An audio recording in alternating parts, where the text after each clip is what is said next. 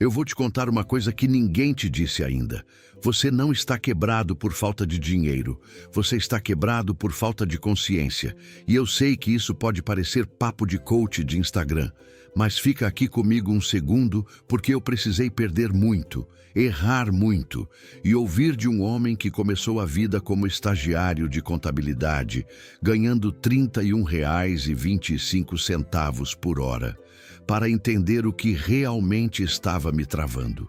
Esse homem hoje fatura mais de R$ 1 milhão por mês. E ele não ficou rico porque virou guru.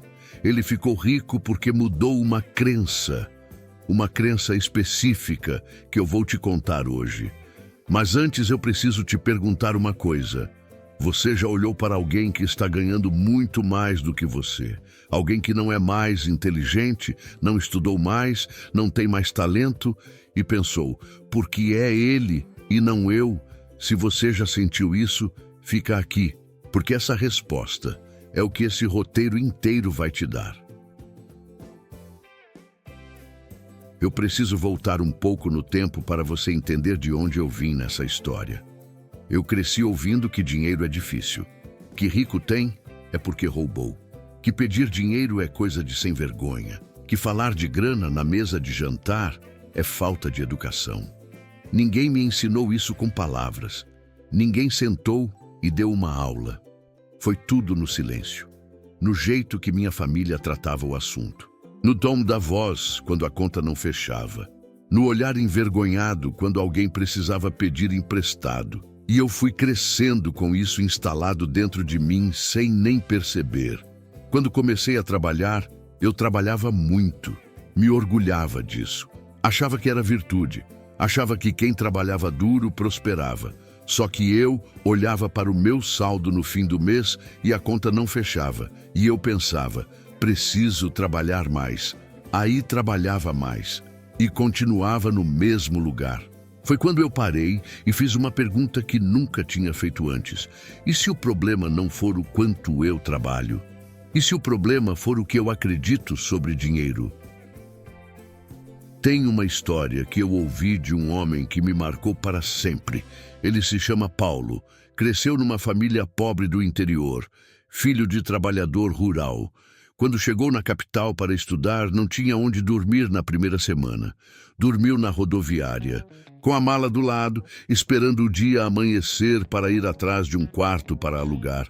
Sabe o que ele fazia aos 20 e poucos anos?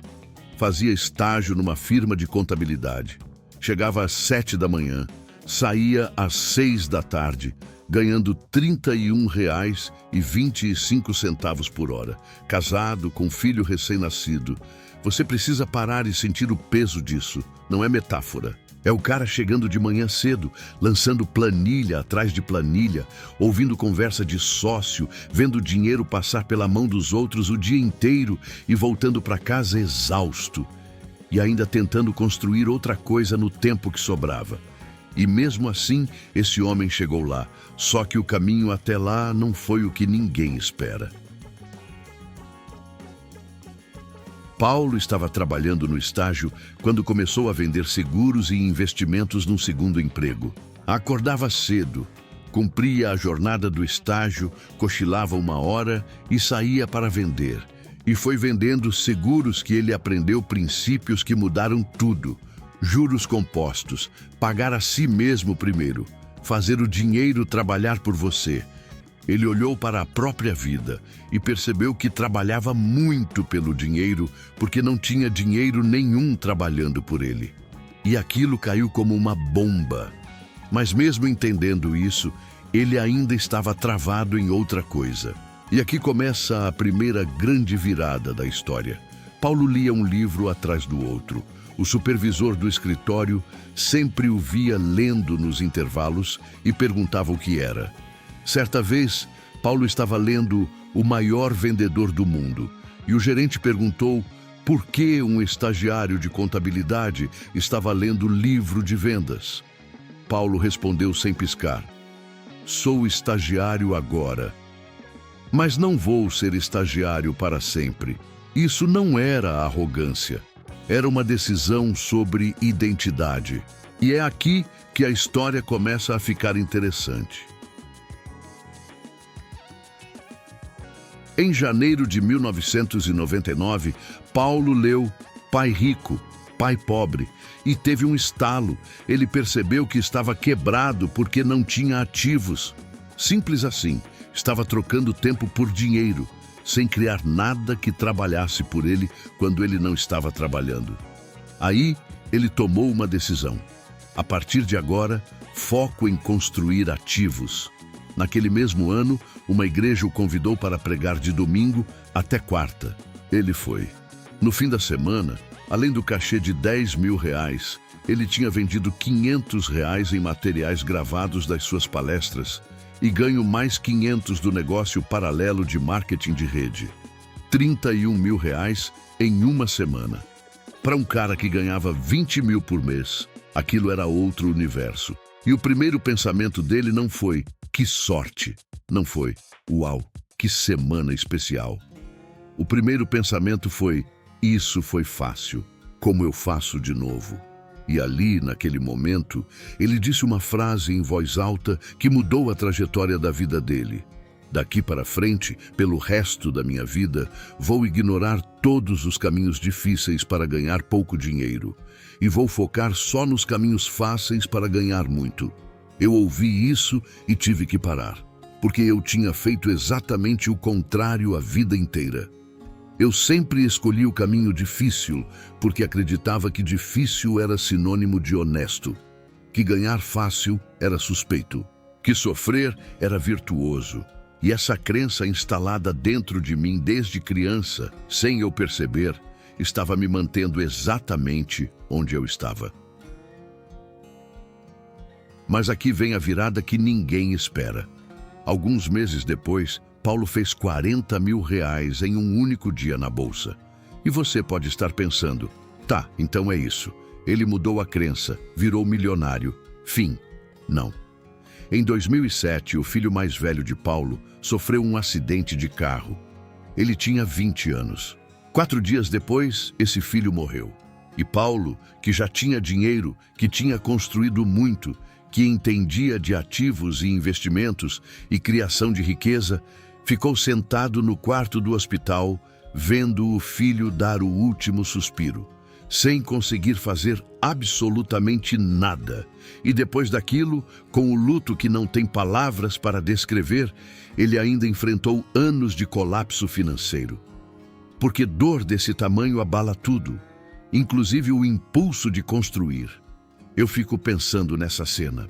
Um homem que saiu do fundo, que construiu muito, que entendia os princípios e que ainda assim foi jogado de volta para um lugar escuro, não por falta de conhecimento, por excesso de dor. E o que ele fez com isso é o que separa as pessoas que chegam das que ficam.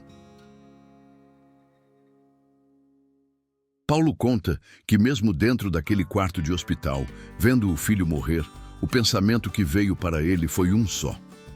Deus me ama mais do que eu sou capaz de imaginar. Eu sei que isso pode soar difícil de engolir, pode soar até irritante, dependendo de onde você está na vida. Mas deixa eu te explicar a lógica por trás disso, do jeito que ele explica.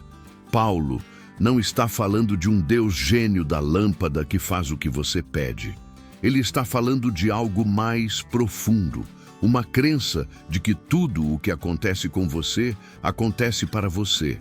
E ele diz uma coisa que eu precisei ouvir várias vezes antes de entender. Você não consegue olhar para o futuro e saber se algo é bom ou ruim. Você só consegue saber olhando pelo retrovisor. O músculo que ficou forte foi o músculo que se rompeu primeiro. O que parecia o maior obstáculo era o que estava construindo a maior habilidade. E eu penso na minha própria vida. Quantas vezes eu fiquei com raiva de algo que aconteceu comigo? Uma conta que não fechou, um emprego que perdi, um negócio que quebrou. E só muito depois entendi que aquilo foi o que me colocou no caminho certo. A pergunta não é por que isso aconteceu comigo. A pergunta é o que isso está construindo em mim. Mas eu preciso voltar para o ponto central de tudo isso. Porque a história de Paulo é linda, Mas o que ela tem a ver com você e com o seu dinheiro? Tem tudo. Paulo faz uma observação que parece simples, mas é devastadora. Ele diz: as pessoas não carecem de abundância. Falta a elas consciência do acesso que têm à abundância. Pensa nessa imagem que ele usa.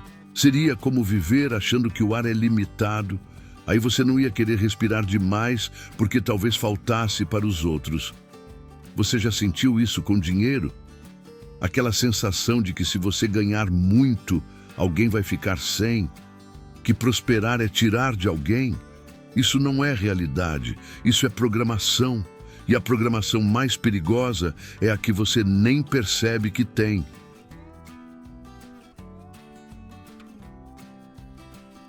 Paulo fala sobre o que ele chama de mente-identidade. Não é quem você é. É o que o mundo inteiro ficou repetindo que você não é. Você não é inteligente o suficiente, não é disciplinado, não nasceu para isso, não tem o perfil, não é do tipo que consegue. E a maioria das pessoas acredita mais nessa lista de eu não sou do que em qualquer coisa que realmente são. Ele diz uma coisa que me parou. Toda vez que você diz eu não sou, você está usando o nome de Deus em vão. Porque o nome de Deus revelado a Moisés foi: eu sou o que sou. Então, quando você diz eu não sou inteligente, eu não sou capaz, eu não tenho talento, você está pegando o poder eterno do presente e enchendo ele com a sua limitação. Não é à toa que você fica travado. E aqui vem a segunda virada grande. Paulo estava em um evento de riqueza com um mentor que ele admirava muito. E quando chegou a vez de Paulo dar um depoimento para 700 pessoas, ele disse com orgulho: eu era estagiário de contabilidade, ganhava R$ 31 por hora. Hoje ganho 150 mil por mês. Estou vivendo como rei. E o mentor olhou para ele e disse: você está prestes a ter um salto financeiro. Paulo me contou que o primeiro pensamento dele foi de raiva. 150 mil por mês e esse cara está dizendo que não é dinheiro suficiente? Na frente de 700 pessoas? Mas aí o segundo pensamento veio. Espera, existe um nível em que 150 mil por mês não é muito dinheiro? E aquela frase abriu uma porta na mente dele que nunca mais fechou. Hoje ele tem negócios que quando fazem 150 mil em um dia, não é nada demais. A diferença não foi trabalho, não foi habilidade técnica, não foi oportunidade. Foi o tamanho do que ele acreditava ser possível.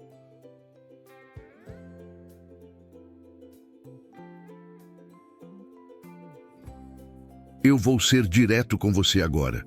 Se você está nesse ciclo de trabalhar muito e chegar no mesmo lugar todo mês, eu quero que você pare e responda honestamente uma pergunta. O que você acredita que é possível para você? Não o que você quer. Não o que você sonha na superfície. O que você realmente acredita lá no fundo que é possível para a sua vida. Porque é exatamente isso que você vai construir. Paulo fala de um princípio que ele resume assim: seja, faça, tenha. Não tenha para depois fazer. Não faça para depois ser. Primeiro seja. Decida quem você é. Construa essa identidade. E o fazer vem da identidade. E o ter vem do fazer. A maioria das pessoas inverte isso a vida inteira. Fica esperando ter algo para então se sentir capaz de fazer. E fica esperando fazer para então se sentir quem quer ser. Não funciona assim. E agora deixa eu te falar sobre vender. Porque esse é outro ponto que travou muita gente que eu conheço. E provavelmente te trava também. Paulo diz que venda é a habilidade mais importante que qualquer pessoa pode desenvolver. E que todo mundo já nasceu sabendo vender. A prova, um bebê de 4 meses acorda no meio da noite e convence 2 adultos a saírem da cama e irem até ele. Ele não fala, ele chora e funciona. Só que com o tempo, a sociedade vai tirando isso da gente. Vai ensinando que pedir dinheiro é feio, que falar de preço é constrangedor, que insistir é invasivo. E aí você carrega uma programação subconsciente contra vendas sem nem saber que tem ela.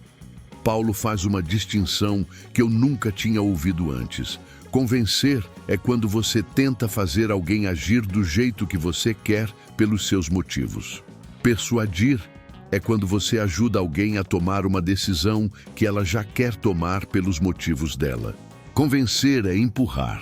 Persuadir é iluminar um caminho que a pessoa já queria seguir.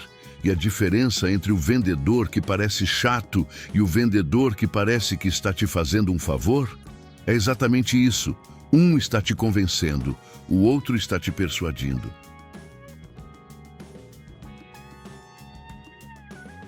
E tem mais uma coisa que Paulo ensina que mudou a forma como eu penso sobre dinheiro completamente. Ele diz: pessoas pobres e de classe média pagam as coisas com dinheiro que trocaram pelo próprio tempo. Então, no fundo, estão pagando com a própria vida. Se você ganha 5.000 por mês e vai comprar um carro de 100.000, a pergunta real é: esse carro vale 20 meses da minha vida? Mas pessoas ricas de verdade pagam as coisas de acordo com a criatividade, não do tempo delas. Ele escreveu um livro há 20 anos. Esse livro gerou R$405.000 só no último ano, sem ele trabalhar naquilo. Ele fez uma palestra há 5 anos, virou um produto, gerou 930.000 só no último ano. O trabalho foi feito uma vez, o dinheiro continua chegando. Esse é o ativo autoabastecível. Você cria uma vez. E aquilo continua trabalhando enquanto você dorme, viaja, descansa, vive. A criatividade não diminui quando você usa. Ela é renovável, infinita. E a pergunta que ele me deixou que eu não consigo tirar da cabeça é essa: se você paga tudo com criatividade e não com tempo, o que muda na forma como você vê cada gasto da sua vida?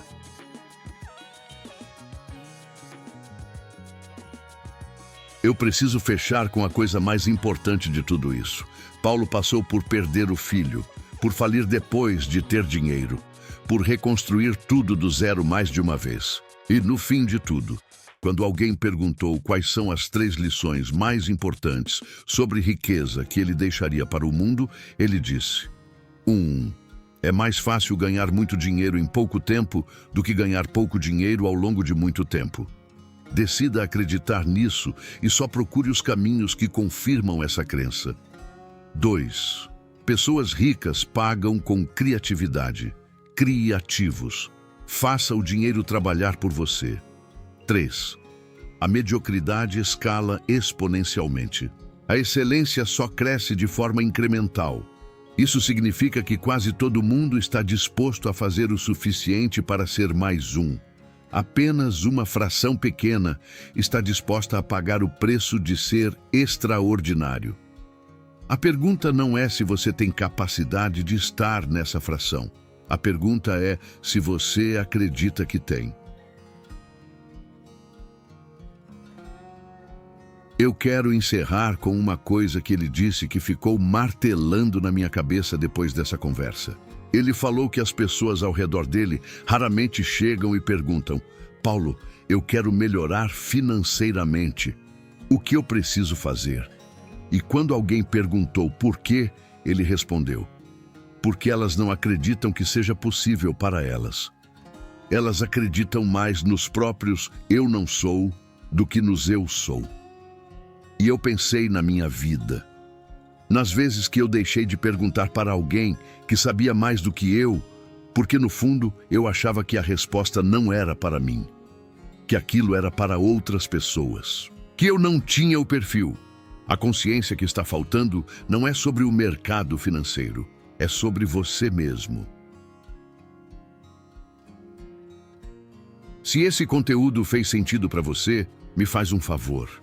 Manda para alguém que você conhece que está travado financeiramente e que precisa ouvir isso. Não precisa de comentário, não precisa de explicação. Só encaminha. Às vezes, a coisa que muda a vida de alguém é chegar pelo lugar certo, na hora certa. E me conta nos comentários qual das 3 lições do Paulo bateu mais forte em você. A da crença, a dos ativos ou a do preço que poucos estão dispostos a pagar. Quero ler as respostas.